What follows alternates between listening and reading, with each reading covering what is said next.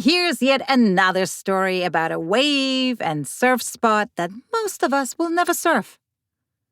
Cho-poo, one of the world's most challenging and dangerous surf breaks.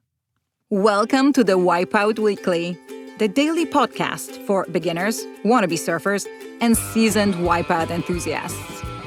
No hype, no filler, just the highs, lows, and honest truth about learning to surf and finding your place in surf culture. I'm your host, Suze Wilson. Let's go out. On the southwestern coast of Tahiti, in French Polynesia, sits a tiny village at the literal end of the road. Its name, cho-poo, loosely translates to wall of skulls or place of broken heads, a nod to Tahitian oral history of battles and bloodshed, and perhaps a more of an accurate premonition of the wave's reputation. From shore, the break is invisible. You can't hear it. There is no thunderous roar you'd expect from a big wave spot.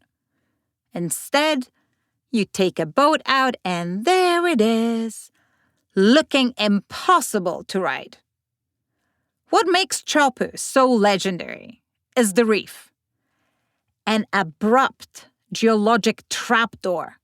Roughly 50 yards past the break, the ocean floor plunges from over 300 feet of deep to a razor-sharp shallow living coral shelf that sits about just 20 inches beneath the surface.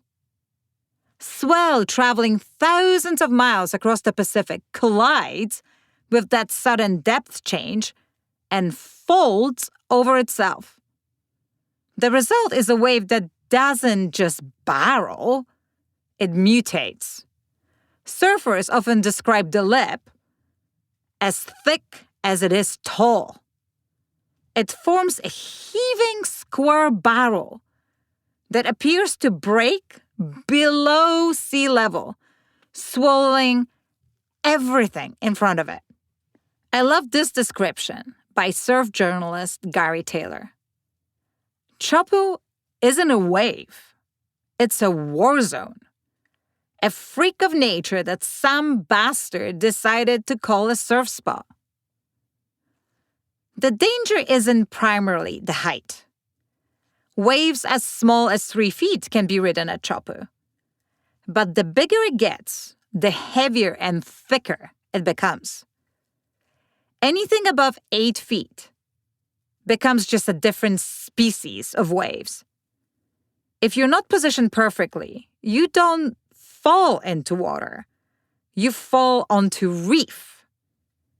It's not uncommon to hear pros talk about being scalped by the coral, or losing skin to the reef, or having to be stitched without anesthesia in a local house because waiting for a hospital would take too long. One local surfer, Brice Terra, I hope I pronounced this correctly, died in 2000 during a swell before a major contest, caught inside, driven headfirst into the coral, breaking his neck. And Laird caught an 18-footer and was described as a little speck of human charging for his life, doing what none of us ever imagined possible, as the wave poured over him like liquid napalm. He made the wave and then apparently just sat and wept in the channel. They called it the Millennium wave. Tahitian locals surfed it small in the mid-'80s. Then Hawaiian bodyboarders Mike Stewart and Ben Severson were the first to ride it at full size a few years later. In the early 90s, pro surfers like Kelly Slater and Tom Carroll visited at the end of the road. That's what the wave was called then. By 1997, professional contests were being held there. In 1999, it earned full world tour status. Then, in 2011, the code red swell hit, So massive, the contest was paused because the event scaffolding was shaking in the wind. The world's best surfers naturally ignored the cancellation, launched their skis, and threw themselves into the heaviest barrels ever filmed. Nathan Fletcher's ride graced the covers of 7 surf magazines. And this you know already. In a stunning moment of Olympic irony, cho-poo was chosen as the site of the 2024 Paris Olympics and its surfing event. As such, it set another record.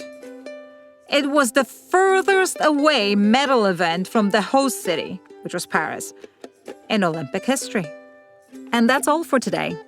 Check out the Waipai Weekly for our free newsletter, more stories and ways to connect with us. Thanks for listening. See you tomorrow for more of the Waipai Weekly.